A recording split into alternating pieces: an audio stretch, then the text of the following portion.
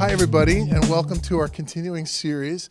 This is the first lecture in our 15 to 2016 lecture series, sponsored by the Center for New Art, the Undergraduate Art Department, and the Graduate Art Department at William Patterson University. Today, we're really, really lucky to have George Fifield with us. I've known George for a long time, and I've done work with George as well. I've been in a couple of his shows, and also have been included in an exhibition that he did at, sorry, I'm forgetting the name of the museum. Oops. DeCordova Museum of Art. Thank you. Senior moment. But you know, you might say, oh, look, the crony, he's bringing his crony in to talk. But that's not the point. The fact is that George Fifield has done more to exhibit and put forward the concept of digital art than any curator I know in the United States. Right? And he's been doing it for years and years and years, including starting the Boston Cyberarts Festival, which is a citywide exhibition of digital art. Now, what is digital art? I think we talked about it a little bit over lunch. The revolution is in the code, the writing of code as a work of art. And George will have a lot to say about that today. I've asked George specifically to also speak about digital sculpture because we have such a robust digital sculpture program here today. But I think you'll find George to be full of ideas, magnanimous, and large in scope and scale about the projects that he's worked on. And I'm really happy to introduce him today. Thanks for coming, George. Oh, I have one. Oh, he's got one. Okay. I have one here, and if I start wandering about a bit, if I start wandering around a little bit, you can't hear me speak up. But I can project too. Thank you, Michael, and thank you, William Patterson, for having me to talk. I wasn't actually sure exactly what I should be speaking about. Michael didn't provide a very specific thing, so I'm really, to some degree, going to be talking about my career and leading up to some very specific shows that I've done as a curator, and leading from there into a discussion on digital sculpture. I started curating at the DeCordova Museum and Sculpture Park in Lincoln, Massachusetts. I started as curator of video art because that was my interest at the time. And I had the good fortune to be at a place that was very open to experimentation.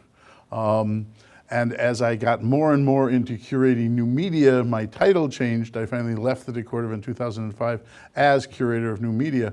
But I was given, new media is an experiment at the end of the day, and experiments often fail. And it was really charming being there because nobody ever said a word when my shows just completely sucked. But when they were very successful, everybody was very happy and were very complimentary.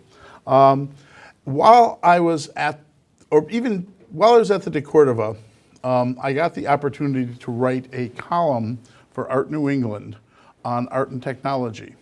And this was a real education for me in the sense that I came to realize that the greater Boston area and other parts of New England were in many ways the epicenter for much art and technology throughout the country.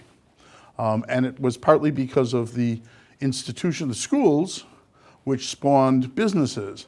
But even the schools themselves, you had organizations, we were talking earlier about the Center for Advanced Visual Studies at MIT, which was probably the very first art and technology department at any university in the United States. You had even the art schools. You had SIMS, Studio for Interrelated Media at Mass Art.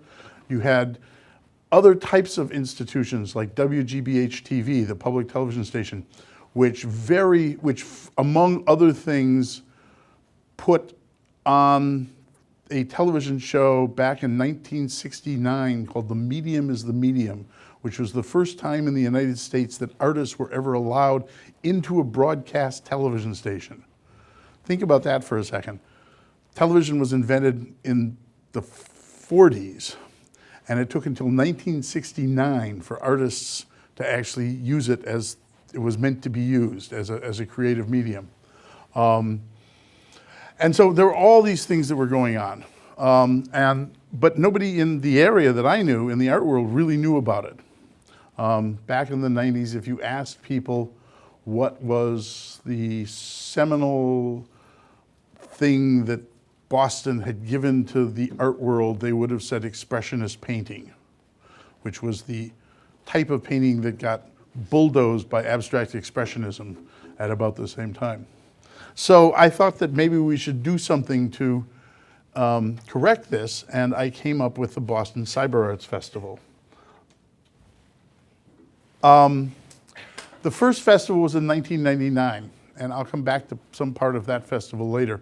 But we did 7 festivals every other year from 1999 to 2011. This is the poster for the last 2011 festival. Right from the beginning, there were 2 aspects that I wanted to, that we started with right from up front. One, it was going to be a collaboration.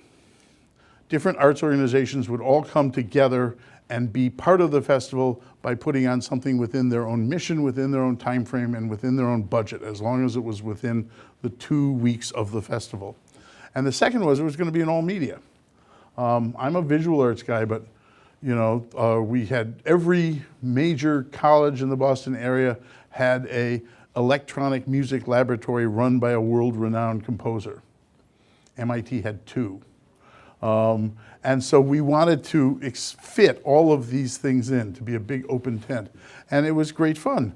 The last festival, 2011, we had 22,000 people come to the various events from out of town, from out of the country. But also it had really developed a good following within Boston on a regular basis. And again, we had dance, we had digital literature, we had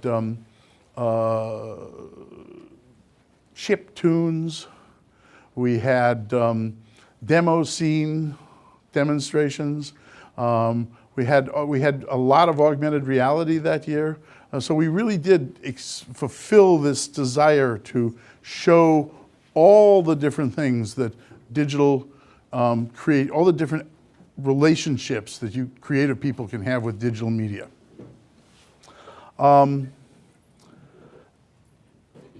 The reason we stopped it in 2011, and we did stop it, is because we sort of fulfilled our mission. Our mission from the very beginning was to get the art-going public in Boston and the institutions comfortable with new media. And they were. They started showing all sorts of wonderful shows, even when the festival wasn't on. And I kind of realized, well, this is, you know, we've won. Let's declare victory and go home. And that way I can get back to doing what I really love to do, which is not putting on festivals, but is curating. So now Boston Cyberarts is a full-time organization. We do 3 major projects. We have the Boston Cyberarts Gallery in Jamaica Plain. We do 6 shows every year. And a number of even sort of smaller little pop-up shows occasionally. We also do lectures, we have performances. It's a small space as far as art galleries sometimes go, but it's a very wonderful space in that, I don't know if you can see this roof, the ceiling of the space there. You can run wires anywhere and drop them anywhere in the space. So I have total control over where the feeds are coming from. And we've done some really exciting shows. I think the one in recent memory that I'm perhaps proudest of is last January we did a show honoring Otto Pini, who was the director for over 20 years of the Center for Advanced Visual Studies, and sort of documenting how this work that came out of Cambridge went around the world and affected people. But it had this local origin to Cambridge. And the show that's up now, I should just mention, is Curious Sound Objects. It comes from a wonderful pop-up, series of pop-up nights that Nicholas Polyakov has been doing in Somerville and getting his friends, his engineer artist friends, to build strange, curious sound objects. And so for a gallery sitter, it's a little loud, but other than that, it's a lot of fun. The second thing we do is an art program called Art on the Marquee. This is a 80-foot tall, 3-sided, 7-screen LED sculpture that stands in front of the South Boston Convention Center. It has 2.8 million LEDs on it. It is stunning, to say the least.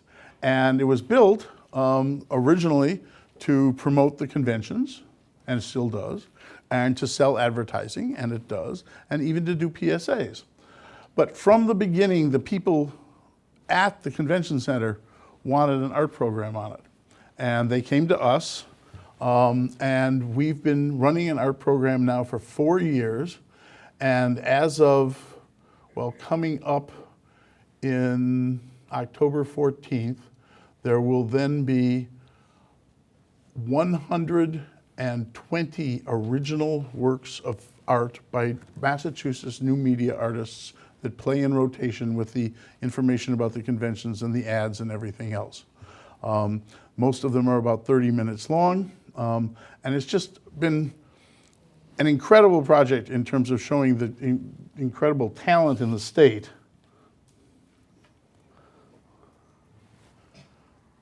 This is Fall by Jeff Wormuth.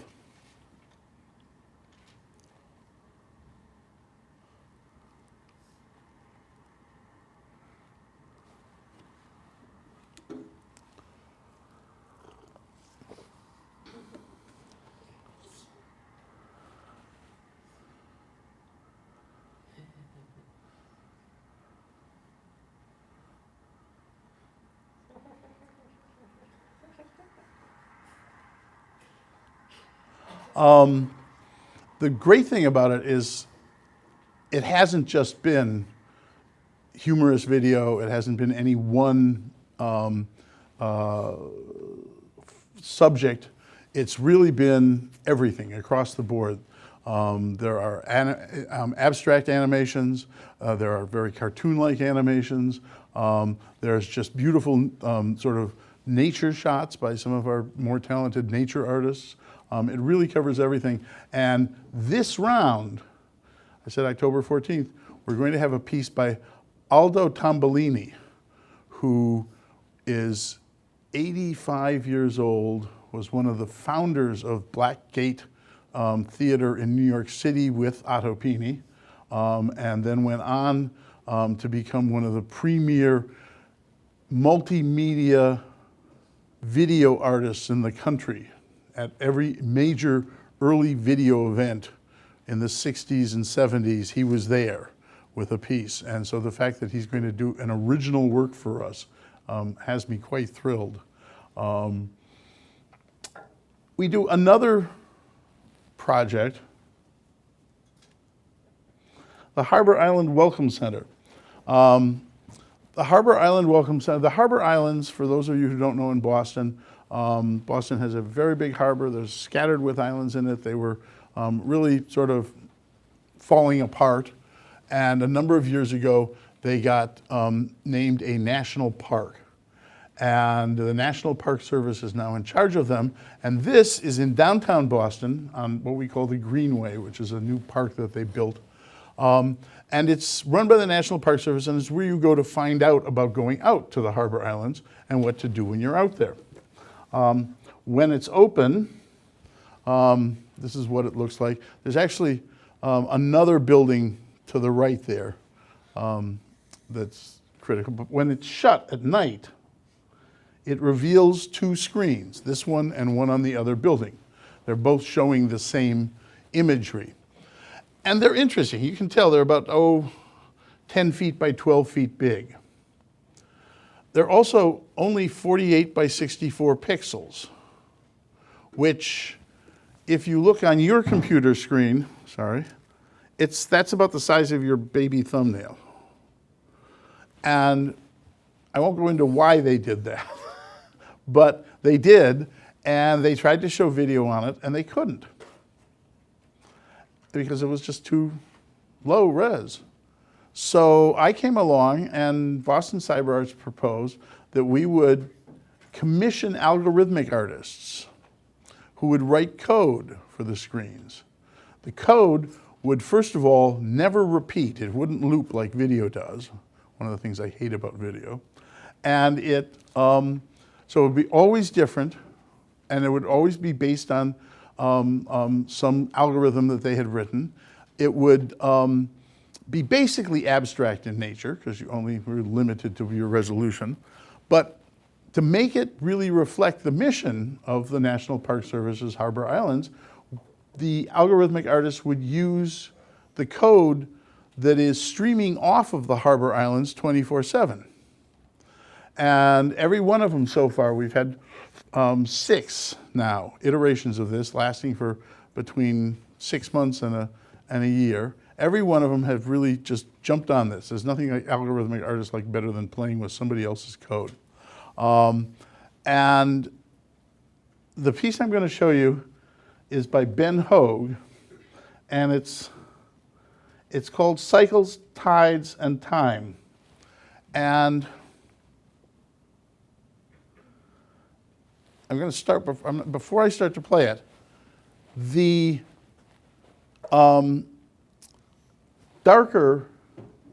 height of the darker things is the height of the tide at that moment.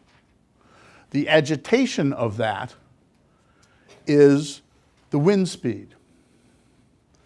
The green, the brighter green, represents one of the harbor islands, and he would cycle through them. And so he's doing immediate data, longer term data, and he would change the coloration of the harbor islands over the year. And finally, the little yellow dots you'll see are the coloration of bees on the harbor islands that he got from a Harvard CIS database. And it looks like this.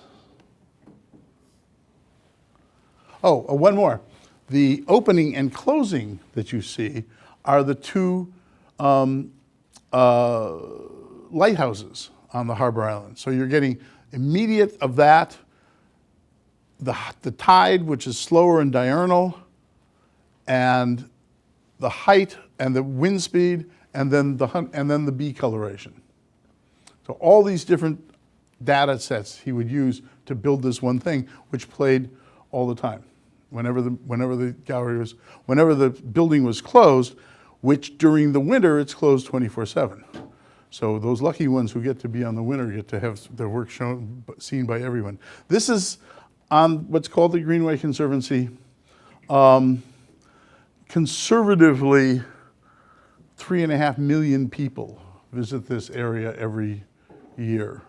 And so it's a really very noticeable public art project.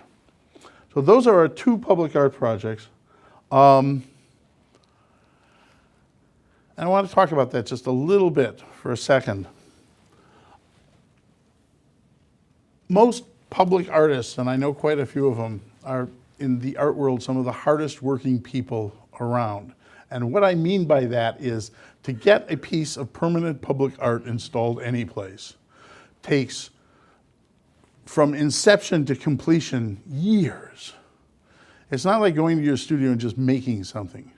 You go to your studio and you come up with an idea and you hand it off to a panel, and the panel looks at it and they come back with things they want changed, and then you change them, and then you go to a public hearing, and then you talk to all these people who all have different ideas about what the thing should be and who it should commemorate.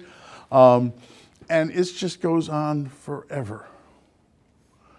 And more power to them. And Michael and I were talking about the value between permanent public art and temporary public art, and how maybe there just should be more temporary public art. But both of these 2 things, there's no panels whatsoever. It's totally ephemeral. We play it, it's 30 seconds later, it's gone. And yet it plays over and over. So we've actually sort of completely gotten around the system for most public art, and yet people love it. We're always getting calls at the convention center about, oh, what was that great thing I just saw up on the screen there. And the only thing I made them do, I think you saw it there, was there's an intro and an outro that says Art on the Marquee, because I wanted everybody to understand that they were looking at 30 seconds of art and not the weirdest commercial that they completely didn't understand. And that seems to have worked. So we do gallery, we're very much involved with our gallery work, but our public art as well on these LED screens. And I'm actually always trying to get my hands on more large LED screens to play with as people build them. I sort of started on the first screen as saying that not only am I the director of Boston Cyberarts, and that's what Boston Cyberarts does, but I'm also an independent curator of new media. And I've been doing that around the world for pretty much as long as I've been doing the festival, back around the turn of the century. And I want to just take you to a few of those shows that I've done, so you get a better sense of some of my interests. This was one back in the 2005 Dutch curator and I put urban screens all through downtown Eindhoven in the Netherlands. This is actually a poster for the talk we gave later, but it was a real chance to really remake a city with new public art.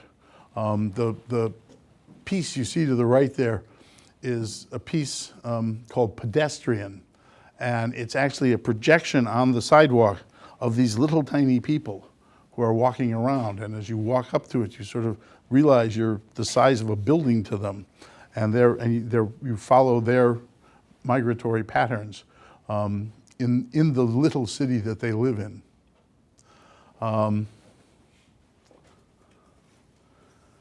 This was a show that I did in 2008 in Milwaukee, Wisconsin, and it's at the Milwaukee Art Museum, and it was sort of my dream show.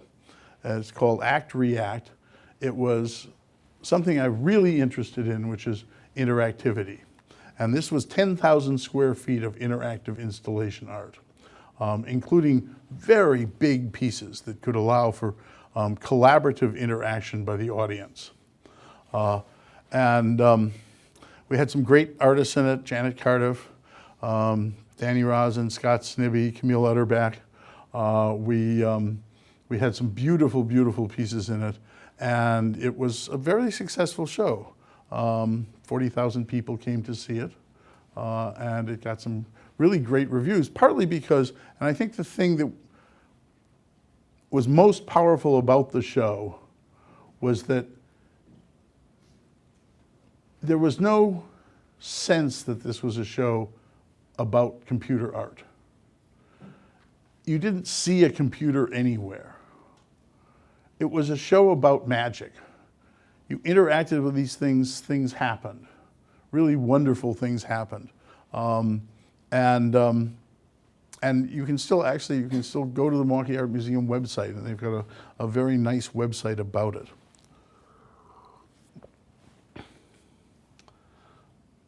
This was a show I did in 2011 in conjunction with the Cyberarts Festival back at the DeCordova Museum. I was a guest curator back there, and it was all from one collection, Anne and Michael Spalter, who'd been collecting the very earliest computer art ever.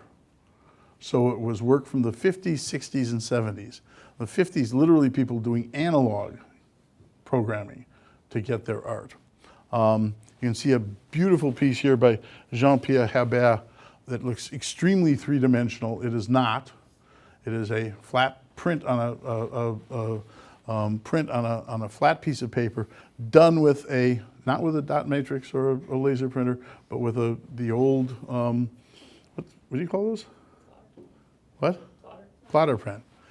Plotter. I'm told that Jean-Pierre's studio in Santa Barbara looks like the place where all plotter drawers go to die. He's got them all there, and they all come apart. So hours and hours to do one single monoprint like that. And these were, we're talking about this a little bit over lunch. These were amazing people. These were people who back in the 60s had to first of all find a computer and get access to it and learn Fortran and usually bring in a stack of IBM punch cards and hand it to some acolyte over a counter because they weren't allowed to be anywhere near the computer, and have it run at night because daytime was, you know, for the important work, and come back the next morning and find out they forgot to put a comma in line 43 and do it all over again. And it was excruciatingly slow. It was absolutely fascinating for those people who thought that code had an expressive component. And they were very few people, because the members of this generation, incredibly talented artists, were completely shunned by both the art world and the computer world. The art world had no idea what they were doing, had no idea of the meaning of code and how it could be a creative medium. They just thought, oh well, the computer did the work, you didn't do anything, why are you even showing me this? The computer world thought, why are you using important equipment like this to do something as trivial as art?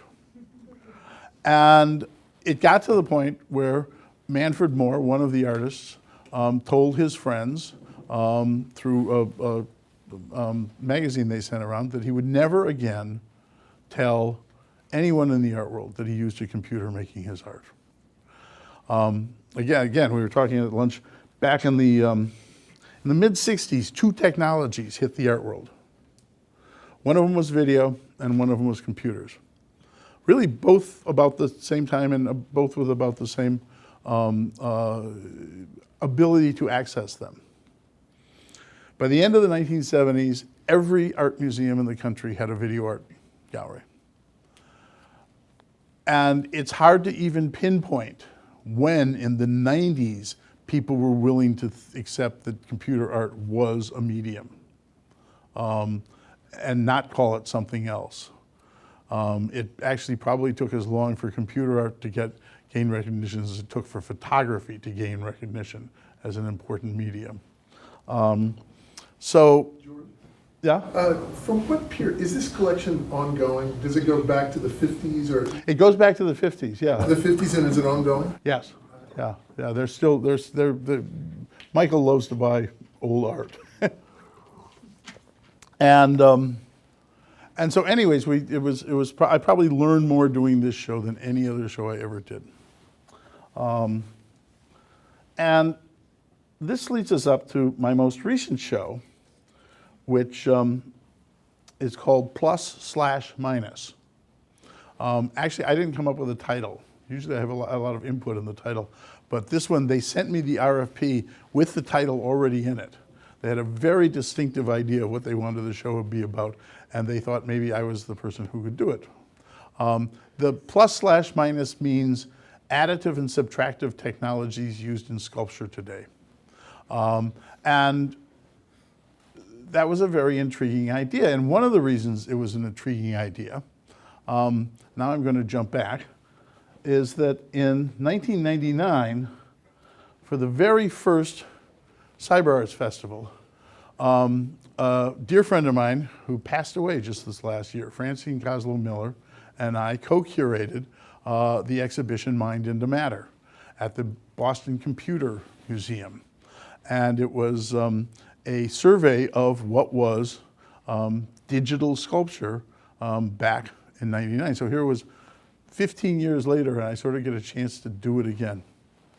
Now, Michael was in this show, and he was in the show that we just did in Hartford. But I sort of thought that if Michael's the person who should show you slides of his own work. So I'm going to show you some of the other work that was in, first of all, this show, and second of all, the show that's up now. So, very interesting guy, Michael Lafort, who's an architecture graduate. and got a hold of one of these early, this is back in '99, remember, got a hold of one of these early additive technologies, 3D printing technologies, rapid prototyping, and started doing household objects. Radiators, thermostats, and it was sort of fascinating that here he was using the most cutting edge technology of its time to do these old technologies. I kind of love them. They're all sort of made out of a waxy figure. Jim Brent, interesting man, was one of the co-inventors of the Z-Corp printing process. He was a material engineer scientist from MIT, and he's the one who actually came up with the consistency of the material that was used in the original Z-Corp printers. But he was also loved to play around with it, and here he took a model of himself, a 3D model of himself, and he sort of spun it around and captured a whole bunch of moments of it all at the same time and printed that object out. 5 Jim thing. So that was the type of early work that was being done and 3D printing and digital sculpture back then.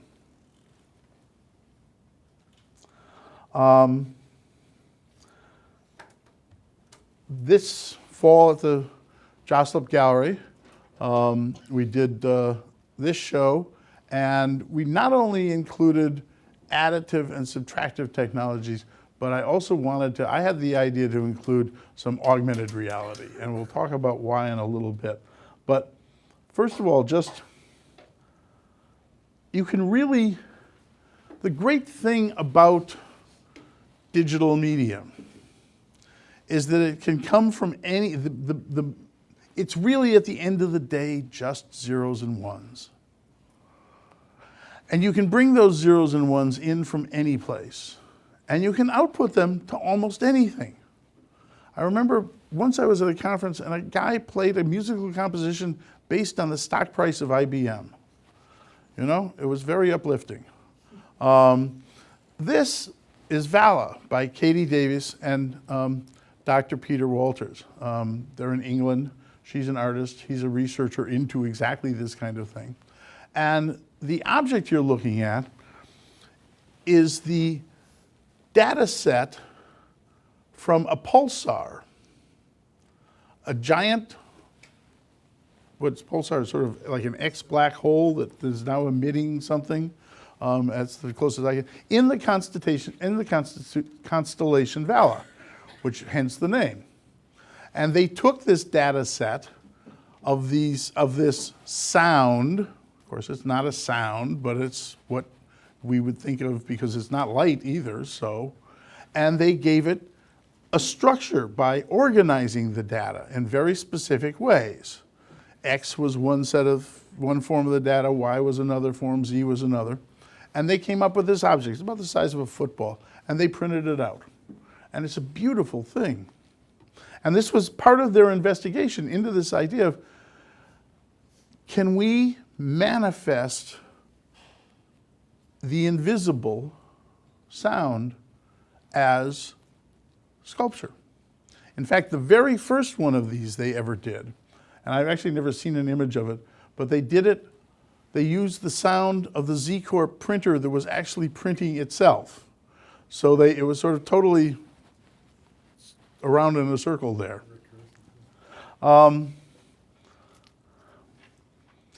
Also in the Hartford show, Jonathan Monaghan, he actually uses the printer as a thing to build these sets with. He's a video artist. He builds these incredibly beautiful, he makes these incredibly beautiful, complex videos. And then he makes these little wall objects, and all of the architectural detail in the front of it is printed, and all of the detail in the back is done in Photoshop for the most part. So he's built this bas-relief, and he's designed all of the, even though these are very Gothic in nature, he's designed himself all of the architectural elements of it, and then just prints them out. I did I did an essay for an artist, very well-known artist, who shall remain nameless, who used 3D printing in their sculpture, sort of part with other components. And in the essay I was writing, I used the phrase 3D photography. Boy, did that artist get mad. There's no such thing as 3D photography. It doesn't exist. Don't use it in my essay. And yet, it does exist. I think the early precursor to 3D photography, if you really want to go back far enough, is life and death masks that were done from the 12th century all the way through to the 19th century. And they were actual representations from reality of the shape of someone's head. If that isn't a photograph of sorts, I'm not sure what is. This is a fascinating piece. It's a video piece by Denise Marika called Recoil.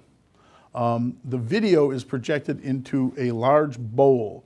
In fact, what it really is she found a catalog that sold the end of tanker trucks. You know, to build a tanker truck, you would put a piece of steel, circular steel, and then cap it. And she got one of the end caps and projected into it. And what you see is her, the artist herself actually, naked, and in that position. And as she's protecting herself and moving about, these objects, which are her body scanned in that position, and many of them printed out, are being thrown down on top of her as hard as they can. The video lasts for 10 minutes. It's very difficult to watch, and yet it's, and as they throw down, they break, they shatter. By the end of the 10 minutes, the bowl is filled, even though it's a video projection, nothing's really taking place. It's filled with these things, the space is filled with these things, and actual welts appear on her back. Denise is one of the people who really explores her own personal limits for her art. And it's an extremely powerful piece. And yet it's really about the way in which we are, should we say, beaten up every day by our personal image. I think it's a very intriguing use of how we see ourselves and how we experience that self-perception. I like to tell this story. This was purchased by the DeCordova because I said so. And later on, we did a show on self-representation, self-portraits, basically. And we included this in the show. And the senior curator, a woman, started to write the essay. And an early draft I got referred to this piece as a piece of feminist work. And I got very upset. And I said, no, I don't think this is feminist at all. And I told this story. Back at the time we were doing that show, in 2002, I was doing a documentary for PBS on new media called The Electronic Canvas. And we were at the gallery where the piece was being displayed before the museum had bought it, and with a film crew from PBS.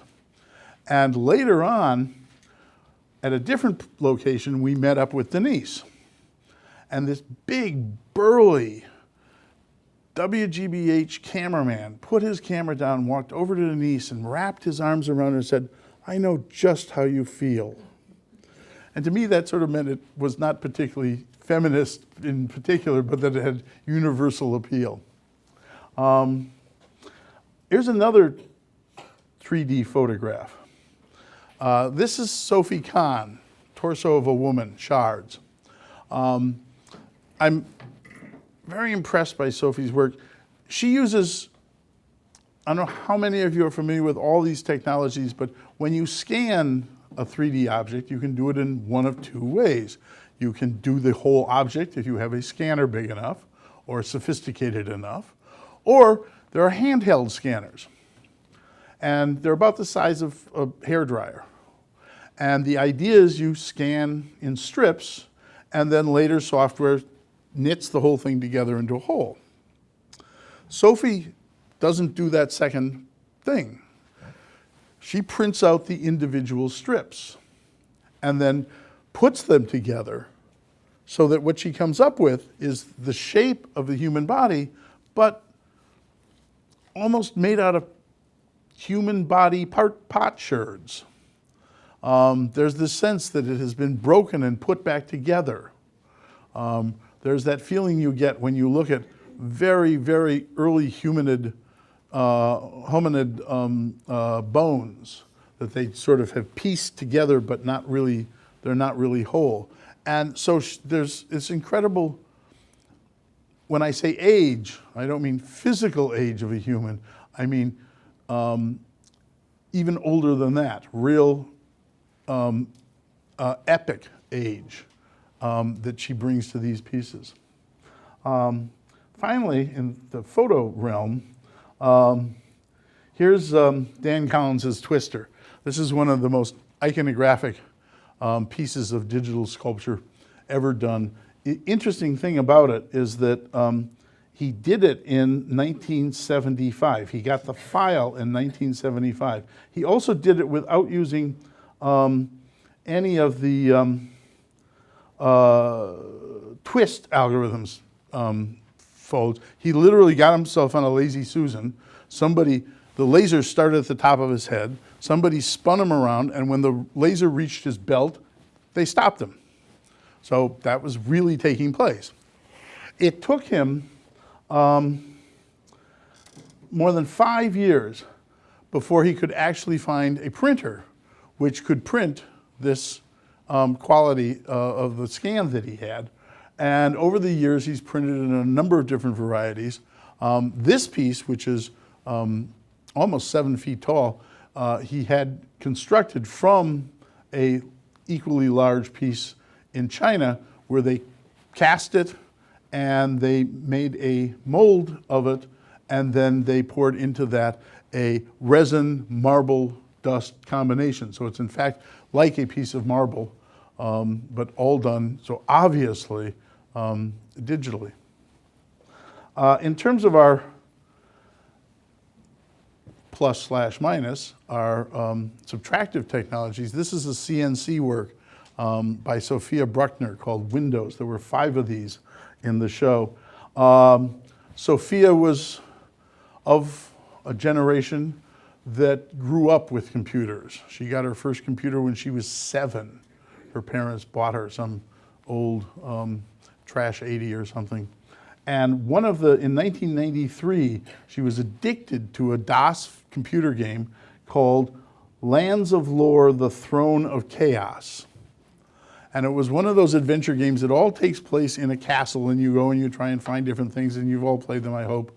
And as you're wandering around this castle, just as an aside, there were 5 windows purportedly looking out onto this 8-bit outside, whatever that was. And so she went back and she got the game, she got an emulator that could play it, she captured the 5 windows, she put an algorithm on the bits to give depth to it in a way that made sense, and then CNC'd the whole thing out of wood, and then hand painted it.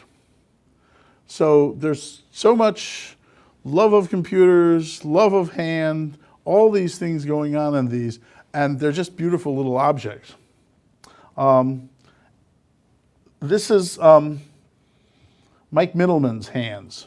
Mike only makes hands these days, and what he does is he doesn't actually use his own hand. He does it in Poser.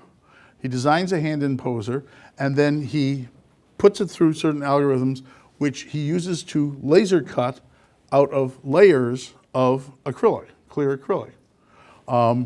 You can't glue these together, so when they're shown in a gallery, they're literally stacked on top of each other and left alone. But he has a whole bunch of serious ones, and I'm sort of intrigued. There's a guy I've talked to a number of times, Frank Wilson, who wrote a book called The Hand. And I'm just going to read this little quote. He makes the case that the evolution of the human hand was the impetus for language.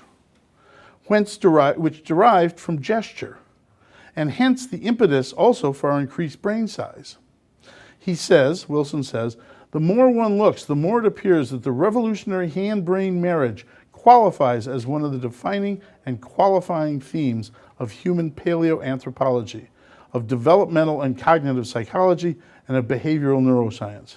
For humans, the hand had a special role and status in the organization of movement and in the evolution of human cognition. And I think that's very much true. And it leads us to an interesting point in exactly this discussion, because here we are coming up with these technologies which completely remove the artist's hand from the creative act of building a sculpture. And you have to just think about that for a while. Whenever I think about that, I always come up with a story of Michael's where he felt this problem, and he had his palm scanned and made a print of it that had shape, and then would put that shape onto his 3D sculptures in the computer so that his hand was on them, even though they had never been touched by his hand. I said, I'm not going to show any of Michael's work. Michael had two stunningly beautiful pieces in the show, as I knew he would.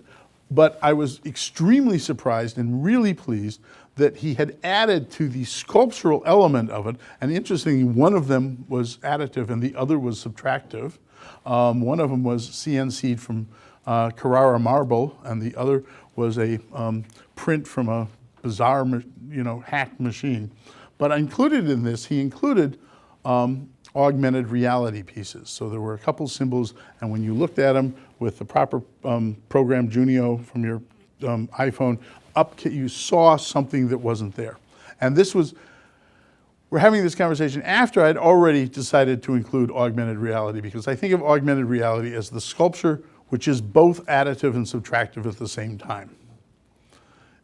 It's there and it isn't there. And I had already decided to include this piece, Art is Not an Object Sculpture by John Schleppian. What you're seeing here is a pedestal about yay big with a black and white symbol on top of it and a little shelf next to it which holds an iPad.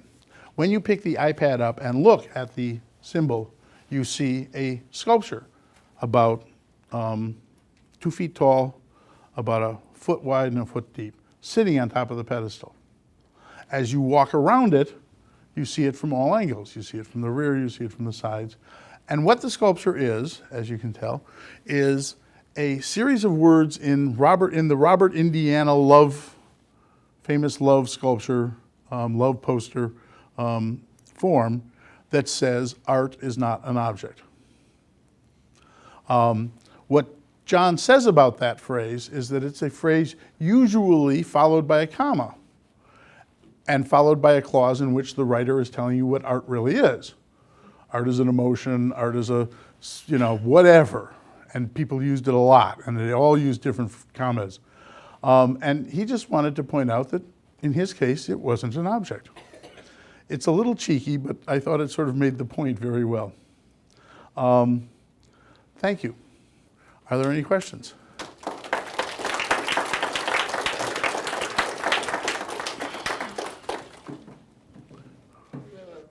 Microphone that's supposed to go around for questions. I don't know who has it. Rob got it.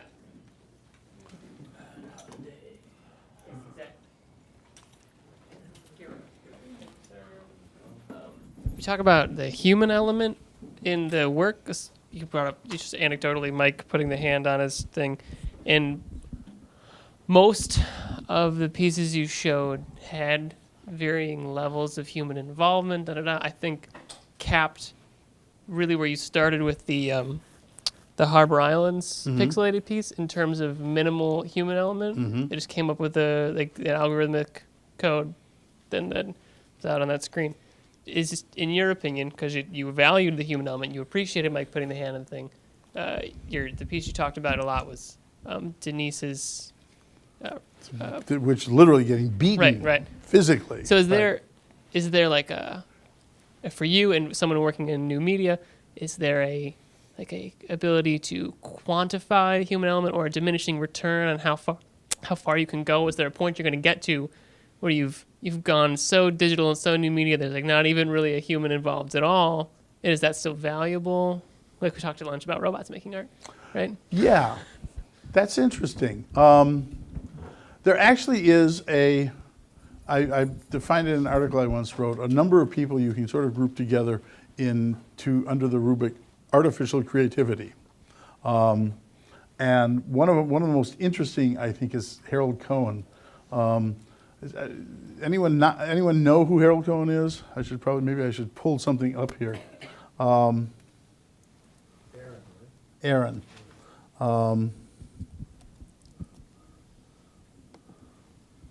Well, maybe I won't be able to pull something up.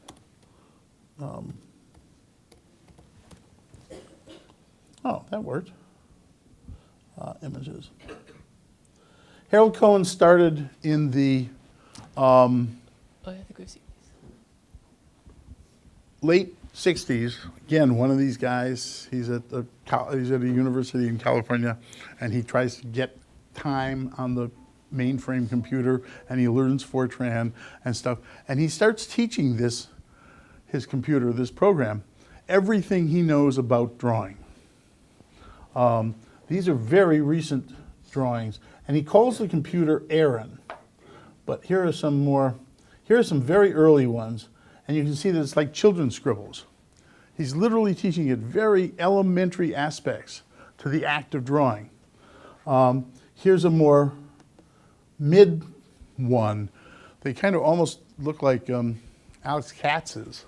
And then he would get these, and as he moved along, he'd get these these are from the Eden series, where the people in vegetation, and he let it understand that a torso has arms, have forearms, have fingers, and he made it understand what happens when you do this, and he made it understand what a plant does and what color does. He taught it color. So by the end of the day, and it's an abstract expressionist, but by the end of the day, Aaron, the name of the computer, was the name of the program, was able to continually produce original, and I stress that term, drawings in color as long as you kept it supplied with paper and ink. Nobody touched it. Harold signed them. But then he made the computer program. So that's one aspect of I think it's a very broad spectrum, and of course it goes from sitting down with a lump of clay and building it into something to sitting down at a computer and designing it completely 3D in the computer and having a 3D printer print it out. Or enlisting slaves or workers to make a thing. Yeah, well then for you. you can go the what's his name? Saul LeWitt way. Yeah, the Saul LeWitt way, right. Good. This is basically the point it's talking about. He's almost outside the work entirely. But to get there, he took an incredible amount of his own personal information and imbued it into this program. Right. Him and hundreds of graduate student interns. Another question? I just want to, just for balance's sake, point out that. Oh, yeah, I was forgetting about this. I just want to point out, for balance's sake, that indeed there's electricity that needs to go into the computer. The computer itself is made by other people. There are programs that run the computer. His program runs on top of the computer. So literally, that's the production of thousands and thousands of people's of work. So I always say, for every line of artificial intelligence, there are 5,000 engineers making it happen. So by the way, up in the left-hand corner is a picture of him with his device, right? Oh, that's too bad that it's so tiny. Early intelligence. Yeah.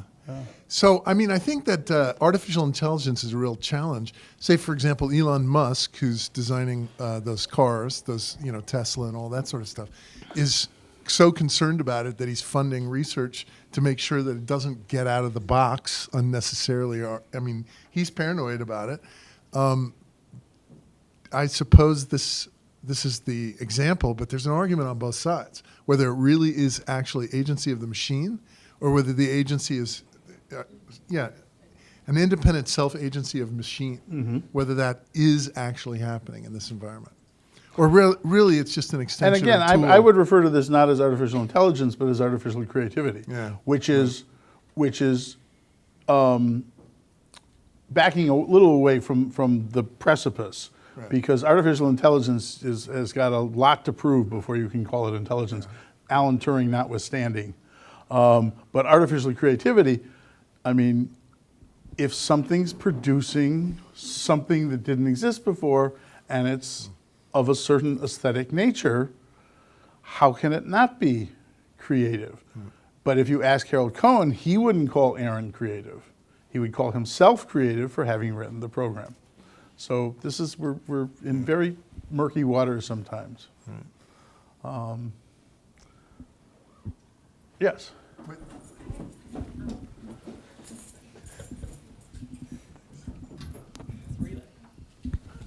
I just have a practical question. I don't even know if this thing is really turned on. It's not, I think it's for the cameras. Okay.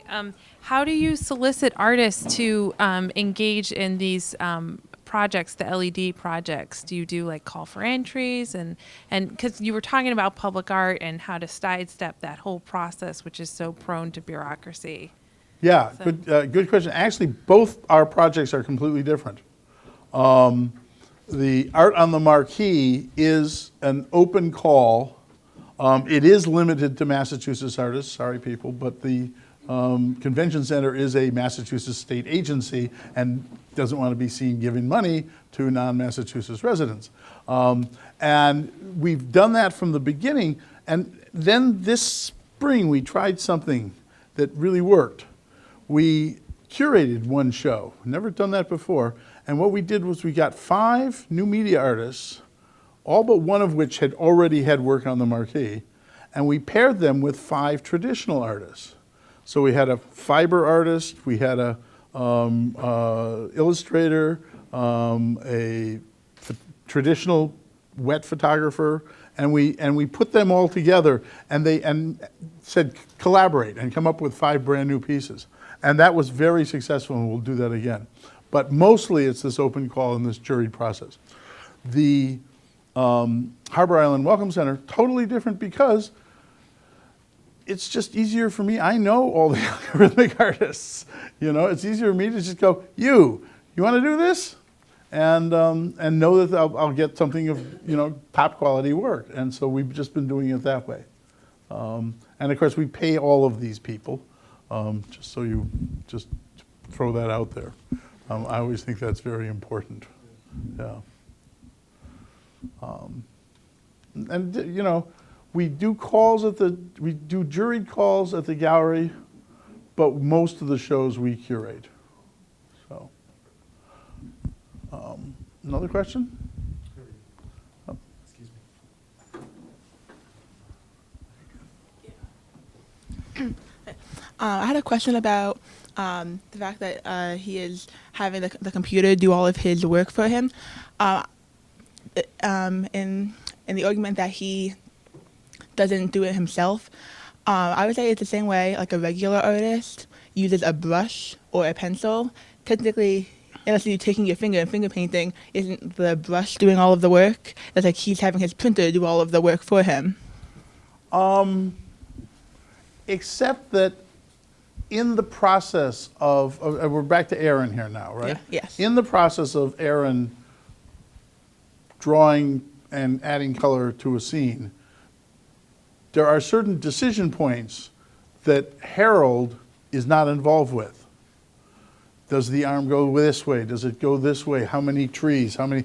And these are actually all done with random numbers. So there are random number generators that are stuck within the program,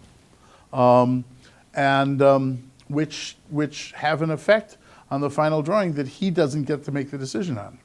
So it's as if your pencil suddenly made a right turn against your will, I see. Great. Thanks, everybody. Thank you.